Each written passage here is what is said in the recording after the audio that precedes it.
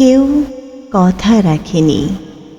৩৩ বছর কাটল, কেউ কথা রাখেনি।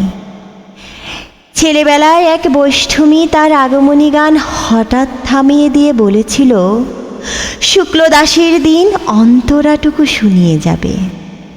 তারপর কত চন্দ্রভোগ অমাবস্যা এসে চলে গেল, কিন্তু সেই বৈষ্ণবী আর এলো না। 25 বছর অপেক্ষায় আছি। মামার বাড়ির মাঝি নাদের আলী বলেছিল, বড় হও ঠাকুরদা, তোমাকে আমি 3 প্রহরের বিল দেখাতে নিয়ে যাব। সেখানে পদ্মফুলের মাথায় সাপ আর ভ্রমর খেলা করে। নাদের আলী, আমি আর কত বড় হব? আমার মাথা এ ঘরে ছাদ পড়ে আকাশ স্পর্শ করলে তারপর তুমি আমায় 3 প্রহরের বিল দেখাবে?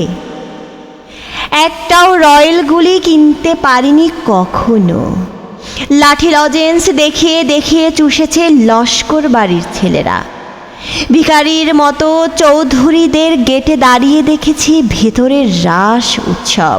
অবিরল রঙের ধারার মধ্যে সুবর্ণ কঙ্কন পরা ফর্সা রমণীরা কত রকম আমোদে হেসেছে। আমার দিকে তারা ফিরেও চায়নি। বাবা আমার কাঁধ ছুঁয়ে বলেছিলেন, দেখিস একদিন আমরাও। বাবা এখন অন্ধ। আমাদের দেখা হয়নি কিছুই। সেই রয়্যালগুলি, সেই লাঠি লজেন্স, সেই রাস উৎসব আমায় কেউ ফিরিয়ে দেবে না। বুকের মধ্যে সুগন্ধি রুমাল রেখে বরুণা বলেছিল, যেদিন আমায় সত্যিকারের ভালোবাসবে সেদিন আমার বুকেও এরকম আতরের গন্ধ পাবে। ভালোবাসার জন্য আমি হাতের মুঠোয় প্রাণ রেখেছি। দুরন্ত ষাঁড়ের চোখে বেঁধেছি লাল কাপড়।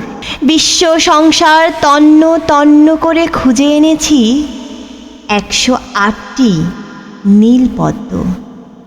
তবু কথা রাখিনি বরুণা। এখন তার বুকে শুধু মাংসের গন্ধ। এখনো সে যে কোনো নারী।